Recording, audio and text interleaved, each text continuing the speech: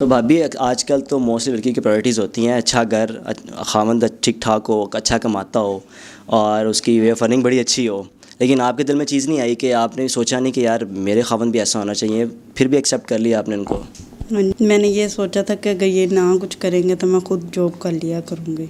मेरा पाकिस्तान की वीडियोस को देखने के लिए चैनल को सब्सक्राइब कीजिए और बेल आइकन को क्लिक करना मत भूलिए ताकि आपको हमारी तमाम आने वाली वीडियोस बआसानी मिल सकें।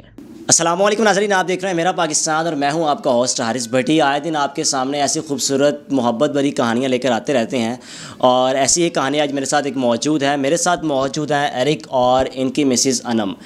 इनकी कुछ अर्सा कबल लव मैरिज हुई और लव मैरिज भी किस तरह हुई कि जब आप देख रहे हैं कि एरिक का एक बाजू नहीं है और ये एक as a delivery boy job करते हैं एक रेस्टोरेंट में, और कोई 10 या 12 साल की एज में इनके साथ हादसा पेश आता है और 10 या 12 साल की एज में ही एक दूसरे को पसंद करते हैं और उसके बावजूद इन्होंने इसके साथ शादी की।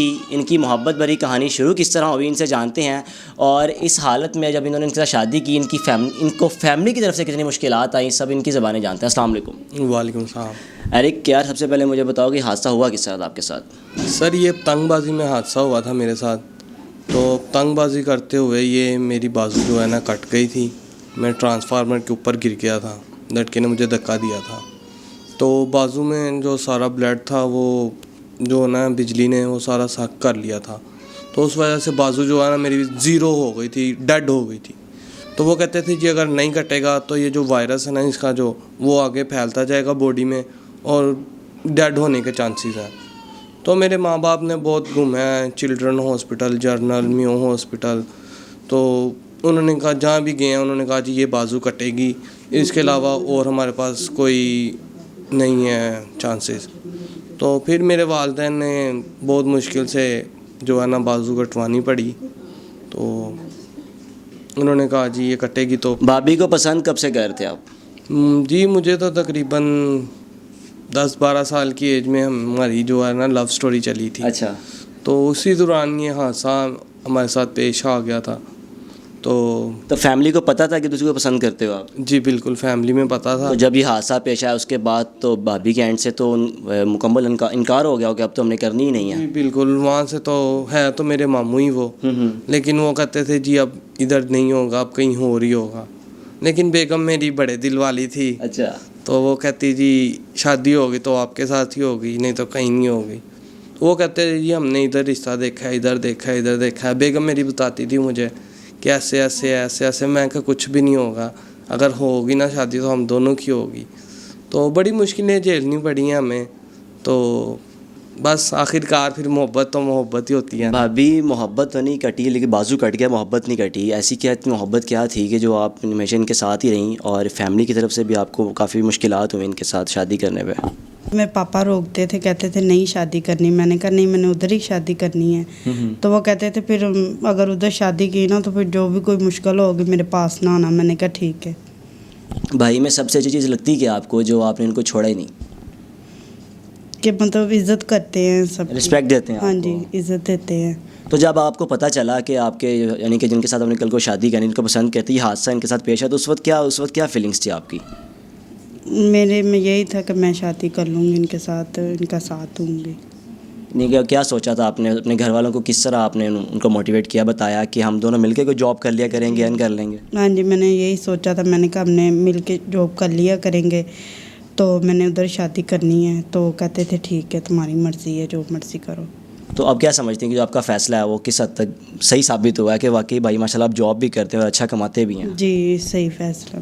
तो फैमिली कुछ कहती है अब? नहीं, कुछ भी नहीं कहते आप। फैमिली खुश है आपसे? हाँ जी, वो भी खुश हैं, पापा। फैमिली में वो आपके फादर वगैरह जो रोकते थे आज वो सब खुश हैं कि यार जी, वो खुश अनम बिल्कुल अपने घर में ठीक है? हाँ जी, सही है। बच्चों को देखते हैं तो वो फिर खुश हैं। सही है। 2 हमारे बच्चे हैं, उनको देखते हैं तो कहते ठीक है। तो ये अरे ये जॉब कब से कर रहे हो आप डिलीवरी बॉय की?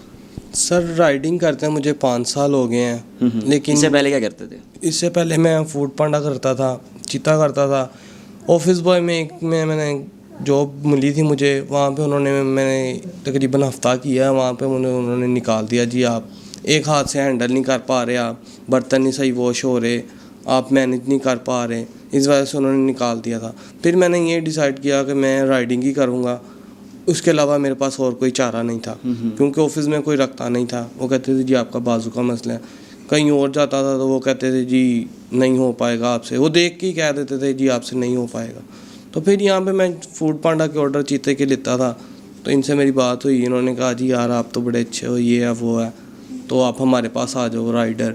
तो मैंने फिर फूड पांडा चीता छोड़ दिया था, फिर मैं इनके पास राइडिंग करने आ गया तो था। यार जब कोई आप अपना कोई ऑर्डर किया डिलीवर करने जाते हैं तो अक्सर औकात लेट भी हो जाते हैं, तो आगे से जो कस्टमर होता है तो उसका रिएक्शन क्या होता है जब आपको देखते हैं इस हालत में, कह रहे हैं इनका तो बाजू नहीं है और हम फिर गुस्सा करी जा रहे हैं? बस फ़ोन पे हो जाते हैं, काफ़ी कस्टमर ऐसे हैं जो फ़ोन पे गर्म हो जाते हैं, लेकिन जब उनसे फ़ेस टू फेस मिलता हूँ फिर वो एफ़र्ट करते हैं, खुश भी हो जाते हैं, फिर टिप भी दे देते हैं। जो गर्म हुए होते हैं वो सारे ठंडे हो जाते हैं। तो भाभी आजकल तो मोस्टली लड़की की प्रायोरिटीज़ होती हैं अच्छा घर, खामंद ठीक ठाक हो, अच्छा कमाता हो और उसकी वे ऑफ अर्निंग बड़ी अच्छी हो, लेकिन आपके दिल में चीज़ नहीं आई कि आपने सोचा नहीं कि यार मेरे खामंद भी ऐसा होना चाहिए, फिर भी एक्सेप्ट कर लिया आपने उनको? मैंने ये सोचा था कि अगर ये ना कुछ करेंगे तो मैं खुद जॉब कर लिया करूँगी। भाई की मोहब्बत में कुछ गुनगुना दें या कुछ शेर ही पढ़ दें? नहीं कुछ नहीं आता नहीं। यार 10 साल हो गए आपकी शादी को, हैं कोई आज तक भाई को कभी शेर सुनाया ही नहीं आपने? अच्छा चले, कभी लड़ाई किस बात पे हुई है या कोई नाराज़गी अगर भाई से नाराज़ हुई है, बात क्या होती है? जो सिगरेट पीते हैं। सिगरेट पीते हैं? ना पिया करो यार, वो कहती ना पिया करो, बस यही मसला है। हाँ जी। आपको क्या मसला है इनसे? अगर कोई मसला हो या कोई लड़ाई हो, कोई झगड़ा किसी बात पे भी? बस यही मसला होता है, जब काम से आए तो दूध नहीं है, पैम्पर नहीं है, ये नहीं लेके आए, वो नहीं तो भाई वो तो ज़रूरी है यार, बस यही है ना। बच्चे दो किए तो ज़रूरी नहीं है वो चीज़ें? एक पैसे भी घर दे देने हैं और ऊपर से दूध पैम्पर भी लेके आने हैं। आपको पैसे दिए आप क्यों नहीं मंगवाते?